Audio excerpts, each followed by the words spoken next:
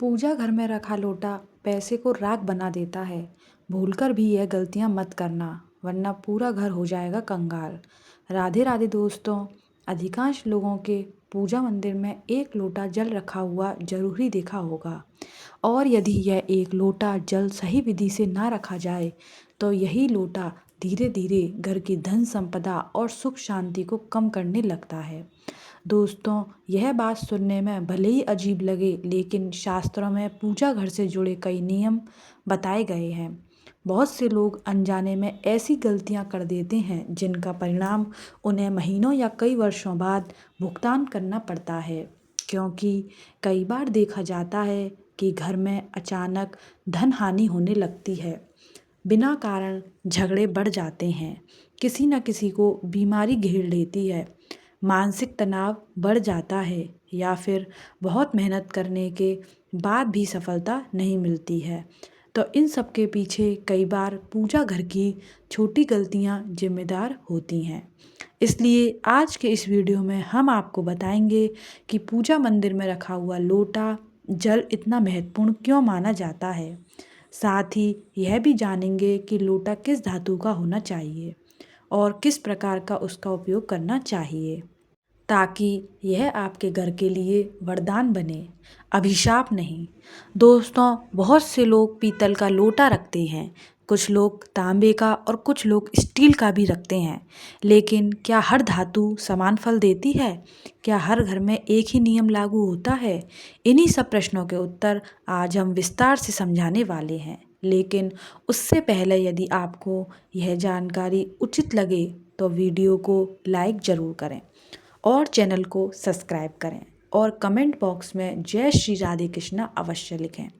दोस्तों, कई बार लोग यह भी कहते हैं कि हम रोज़ पूजा करते हैं, भगवान की आराधना करते हैं, फिर भी हमारे घर में परेशानियां क्यों बनी रहती हैं? आखिर पूजा करने के बाद भी जीवन में सुख शांति क्यों नहीं आती है? तो मेरे प्यारे दोस्तों, आज हम इन्हीं सभी सवालों का उत्तर समझने वाले हैं। इसी के साथ पूजा घर में रखा दीपक भी बहुत महत्वपूर्ण होता है। आप में से बहुत से लोग यह सोचते होंगे कि दीपक तो बस जलाना होता है, चाहे वह तांबे का हो, पीतल का हो या फिर स्टील का हो, लोहे का हो, कांसे का हो या फिर मिट्टी का हो। लेकिन कभी कभी गलत दीपक का चुनाव भी घर में बड़ी परेशानियों को जन्म दे सकता है। और केवल दीपक ही नहीं, दीपक की बाती का चुनाव भी उतना ही महत्वपूर्ण माना गया है।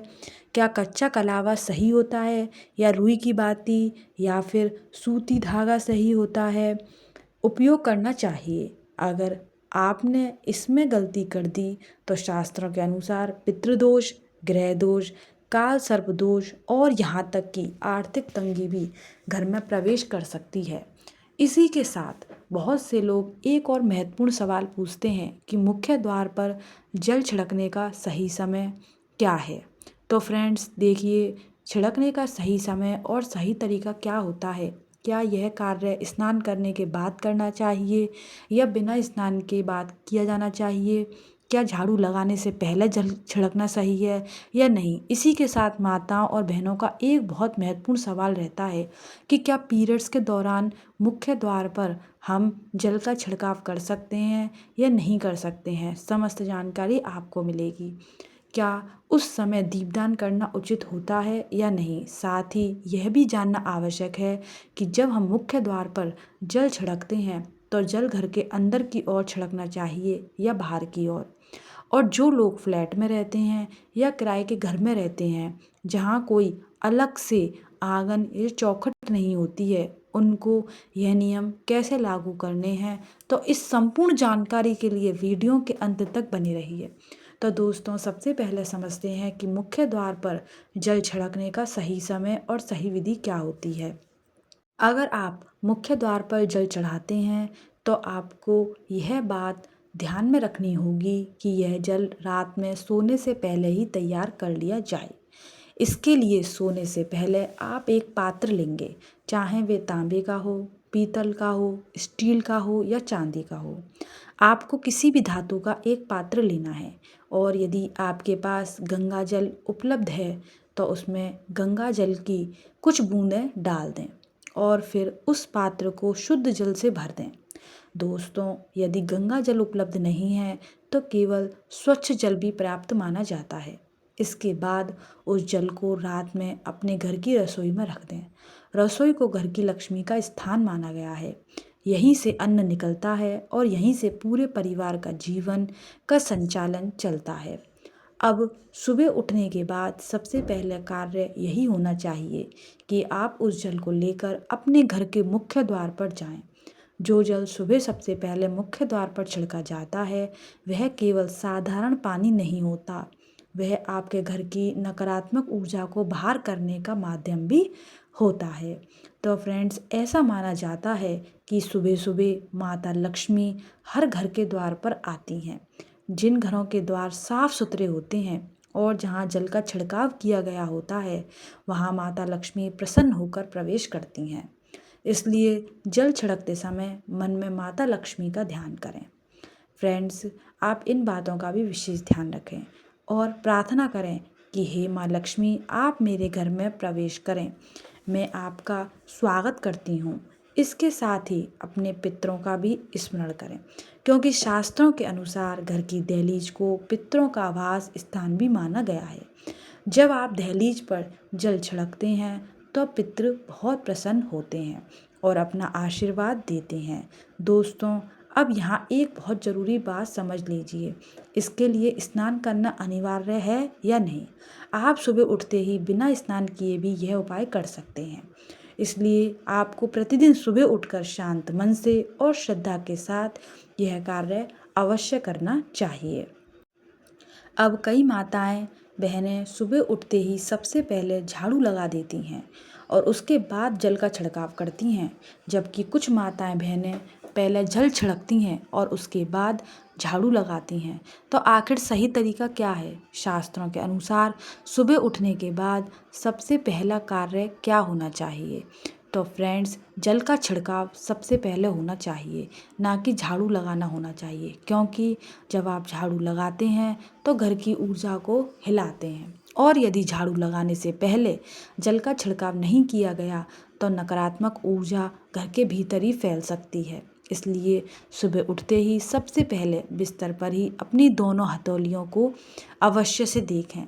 ऐसा करने से माता लक्ष्मी का स्मरण करना चाहिए। यदि आप चाहें तो मन ही मन यह मंत्र भी बोल सकते हैं, करा कराग्रे वस्ते लक्ष्मी कर मध्य सरस्वती कर मूले तू गोविंद प्रभाते कर दर्शनम। इसके बाद दोनों हाथ जोड़कर ईश्वर को प्रणाम करें, फिर धरती माता को स्पर्श करके उनसे क्षमा याचना करें और धीरे से अपना दाहिना पैर भूमि पर रखें। अब बिना किसी देरी के रसोई में जाएं, वहाँ जो जल रात में रखा गया था उसे लें और सीधे अपने घर के मुख्य द्वार पर जाएं। मुख्य द्वार खोलकर श्रद्धा और विश्वास के साथ उस जल का छिड़काव करें। फिर इसके बाद ही आप घर के अंदर आकर झाड़ू लगाएं, सफाई करें, स्नान करें और अपनी दिनचर्या प्रारंभ करें। अब कई लोग यह भी पूछते हैं कि क्या जल छिड़कने के बाद मुख्य द्वार को धोया जा सकता है? तो इसका उत्तर है हाँ। आप पहले विशेष जल का छिड़काव करें और उसके बाद सामान्य जल से मुख्य द्वार की सफाई भी कर सकते हैं। इसमें कोई दोष नहीं लगता है। अब एक और बहुत सामान्य सवाल आता है, खासकर उन लोगों से जो फ्लैट में रहते हैं या किराए के कमरे में रहते हैं। उनका प्रश्न होता है कि हमारे यहाँ ना तो कोई आंगन है और ना ही कोई स्पष्ट चौखट दिखाई देती है, तो हम जल छिड़काव और दीपदान कहाँ करें? तो दोस्तों देखिए, ऐसे समय में आप क्या करेंगे? इसका उत्तर बहुत ही सरल है। जिस दरवाजे पर आपका नाम लिखा हो, जहाँ आपकी नेम प्लेट लगी हो, वही आपका मुख्य द्वार माना जाएगा। चाहे वह फ्लैट का गेट हो या एक कमरे का दरवाज़ा, उसी को मुख्य द्वार मानकर वहीं जल छिड़कना है और वहीं दीपदान करना है। इसी के साथ माताओं और बहनों का एक विशेष सवाल भी रहता है, क्या पीरियड्स के दौरान जल छिड़काव और दीपदान किया जा सकता है या नहीं? क्योंकि बहुत सी माताएं और बहनें समाज को लेकर मन में संशय रखती हैं।